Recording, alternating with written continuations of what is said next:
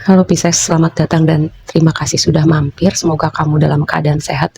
Ini adalah reading timeless, jadi kapanpun kamu nonton adalah waktu terbaik kamu untuk dapat pesan ini.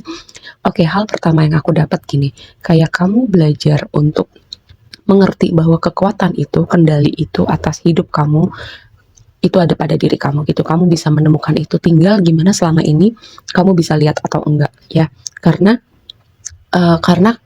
ada momen-momen di belakang gitu atau pernah terjadi di hidup kita itu semacam trigger untuk kayak memancing gitu kekuatan tersembunyi di dalam diri kamu, dan itu atau potensi ya, nggak cuman kekuatan tapi potensi yang tersembunyi di dalam diri kamu. Ini yang aku lihat dengan reading kamu saat ini.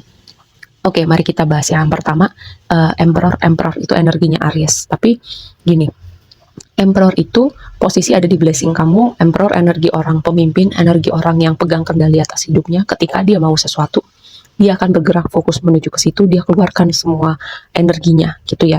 Dengan Emperor di blessing kamu. Nah, ketika kamu menemukan kekuatan itu, ketika kamu gue yang pegang kendali atas hidup gue, gue kuat gitu ya. Kekuatan itu ada dalam diri gue. Mungkin selama ini kayak kamu nggak berpikir bahwa kamu bisa sekuat itu sampai satu momen terjadi gitu, atau kamu nggak berpikir bahwa kamu bisa loh punya kecerdasan, punya kreativitas, punya ide-ide gitu, punya kapasitas mental, spiritual, semua aspek lain kamu tuh nggak bisa lihat itu semua bahwa kamu bisa sampai satu momen ini yang datang di hidup kamu.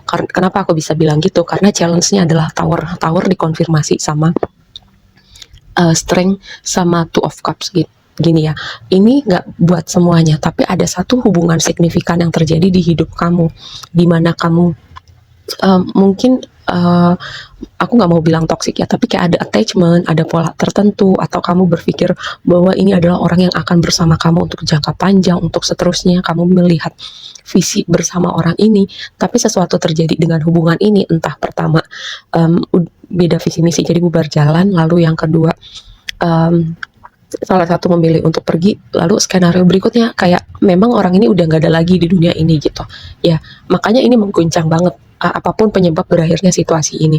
Terus ketika momen ini terjadi, kayak kamu masuk, semua orang pernah masuk ke fase grieving gitu ya, berduka untuk sebuah kehilangan. Tapi ketika kamu keluar gitu, mungkin kamu transisinya dengan cara melakukan hal-hal baru, ketemu orang-orang baru, melakukan hobi baru. Mungkin pada awal gitu kayak kamu harus memaksa diri kamu gitu untuk misalnya keluar rumah, memaksa diri kamu untuk misalnya berolahraga, untuk makan, untuk mencoba hal-hal baru gitu. Tapi setelah energi kamu sedikit demi sedikit bangkit, kayak sebuah pintu, sebuah dunia yang baru itu terbuka buat kamu ya. Aku melihatnya seperti, dan itu blessingnya buat kamu saat ini gitu. Mari kita bahas. Jadi yang pertama oracle, kita bahas oracle-nya dulu ya. Oracle kamu yang pertama itu Libra. Balance kata kuncinya. Kita nggak bicara Libra sebagai zodiak, tapi sebuah energi, karena Libra itu merepresentasikan cinta, keindahan, keseimbangan gitu. Melihat dari dua sisi, segala sesuatu itu ada apa ya, ada dua sisinya gitu. Gimana kita bisa melihat di tengahnya gitu, dan memberi perspektif yang netral, menjembatani sebuah dua hal atau menjembatani sebuah kontradiksi gitu. Lalu energi yang berikutnya adalah first house, kata kuncinya arrival. Jadi ada sesuatu yang baru gitu, bisa pada diri kamu, bisa pada dunia kamu gitu. Kayak ada sesuatu yang dimulai, karena first house itu adalah rumah pertama dalam dalam natal chart kamu ya kalau di astrologi, dan itu semua perjalanan kamu dimulai dari rumah pertama gitu. Lalu yang ketiga komunikasi, third house ya. Jadi gini, ini kita bicara astrologi sedikit ya. Libra itu posisinya dengan Aries itu 180 derajat ya. Jadi Emperor itu kartunya Aries gitu. Jadi kayak tadi kata kuncinya keseimbangan. Jadi kayak kamu perlu melihat sebuah sisi gitu yang tadinya tidak kamu lihat, sebuah kontradiksi di mana kamu bisa melihat tengahnya, atau melihat sebuah situasi yang tadinya kamu tidak lihat gitu ya. Kayak membawa perspektif berbeda, kayak kamu bisa melihat kalau koin itu ada dua sisi, kamu udah lihat satu sisi, kamu belum lihat sisi satunya, seperti itu. Kayak ada suatu energi yang sepertinya bertolak belakang, tapi sebenarnya itu energi yang bisa bergabung untuk bertransformasi untuk jadi sebuah energi yang baru gitu ya. Lalu yang berikutnya first house juga energinya Aries, di mana itu berseberangan sama Libra. Lagi-lagi kita nggak bicara zodiak ya, tapi tentang sebuah energi yang perlu diseimbangkan, perlu dilihat dari perspektif lain, atau perlu ketemu di tengahnya. Lalu Rumah ketiga itu adalah komunikasi, ini adalah rumahnya Gemini gitu. Jadi energi air sign itu energi udara sangat kuat, jadi kayak proses mental, proses berpikir, mungkin ada transformasi dalam berpikir, sehingga ada yang berubah dalam berkomunikasi, mungkin kamu belajar lebih asertif, mungkin kamu belajar lebih to the point, atau cara komunikasi kamu ada yang berbeda dari versi diri kamu selama ini ya. Oke, mari kita bahas lebih lanjut di waktu lampau. Ada Magician, ada King of Cups, ada Page of Wands. Ini overall energinya asik banget ya di waktu lampau. Walaupun tadi challenge-nya memang ada yang mengguncang, tapi gini, progres kamu dengan Magician, lalu King of Cups gitu, kamu tahu gitu mensinkronkan hati dan pikiran kamu, itu yang pertama. Lalu kamu dengan Page of Wands gitu ada sesuatu yang kamu manifest, dan kamu masuk ke chapter baru dengan manifestasi kamu yang baru ini. Lalu yang kedua, kamu sadar gitu, yang tadi ada perubahan tentang pikiran gitu ya, entah kamu bisa melihat kekuatan atau potensi terpendam dalam diri kamu, entah kamu bisa akhirnya ngeklik nih tentang apa ya, law of attraction gitu, tentang hukum yang bekerja di alam semesta ini, tentang semua yang kamu butuhkan gitu untuk mencapai satu titik tertentu, semuanya itu ada di dalam diri kamu, seperti itu.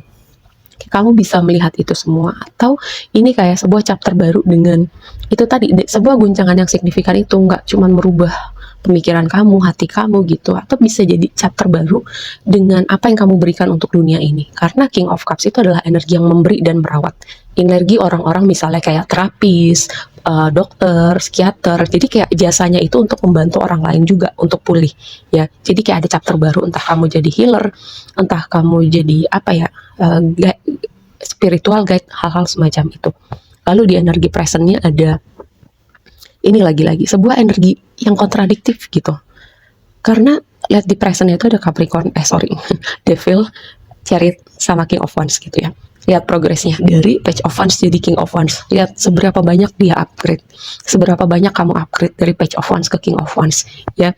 Tadinya kamu energi murid, kamu udah belajar banyak, kamu udah di posisi king, kamu membangun reputasi kamu membangun skill kamu, dan kamu udah bisa nih, udah tahu nih kapan melihat peluang, kapan taking action, kapan kamu diem, kapan kamu bergerak, kapan harus mikirin strategi. Kamu udah tahu itu semua, karena lihat upgrade-nya udah banyak gitu, dan api itu masih menyala di dalam diri kamu.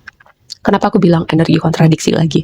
Lihat, Devil itu energinya Capricorn, dan Chariot itu energinya Cancer. Sama seperti Axis, Libra, dan Aries, posisinya 180 derajat berseberangan. Kalau istilahnya itu opposition, sama seperti Devil itu opposition sama, Capricorn itu opposition sama Cancer gitu. Jadi kayak ini energi ibaratnya kalau Axis, Aries Libra itu Axis antara diri kamu, sense of self, dan keterhubungan kamu sama orang lain gitu. Kalau Capricorn itu kayak sesuatu yang kamu lakukan itu harus bergerak dari hati kamu gitu. Apakah digerakkan hanya sementara, semata-mata finansial aja, atau hati kamu memanggil di situ keluarga dan pekerjaan. Nah itu Axisnya Capricorn sama Cancer gitu ya. Ada sesuatu tentang hati, rumah, keluarga, dan keuangan, dan itu seperti semuanya terhubung, gimana kamu bisa mengintegrasikan itu semua. Lalu di waktu yang akan datang, apa ya, sambil belajar astrologi bersama aku. Oke, di waktu yang akan datang ada Ten of Swords, lalu ada Five of Pentacles, Four of Pentacles. Four of Pentacles-nya itu keluar lagi ya di waktu sekarang dan di waktu yang akan datang gitu. Ini kayak, dan juga King of Wands-nya keluar 2 kali gitu. Kayak completion, sebuah akhir untuk rasa sepi kamu gitu. Karena memang tadi pertama ada proses, lalu yang kedua kadang ketika kita fokus dengan sesuatu atau fase tertentu hidup kita tuh memang kita perlu jalan sendiri gitu ya. Karena memang semesta menjauhkan dulu orang-orang tertentu dari hidup kamu supaya apa, kamu fokus ke diri kamu. Karena apa, perlu ada transformasi di hati dan pikiran. Lalu yang kedua, untuk membangun sesuatu kita kadang memang perlu fokus sendiri dulu gitu ya. Jadi energi kita nggak terbagi. Memang itu tadi ada waktunya, momen-momen di hidup kita perlu jalan sendiri dulu, dan ini terasa sepi ya. Tapi di waktu yang akan datang kayak kamu udah bisa mendefinisikan arti sendiri, berjalan sendiri, kesepian, kamu udah bisa berdamai atau melihat perspektif lain tentang perasaan ini ya.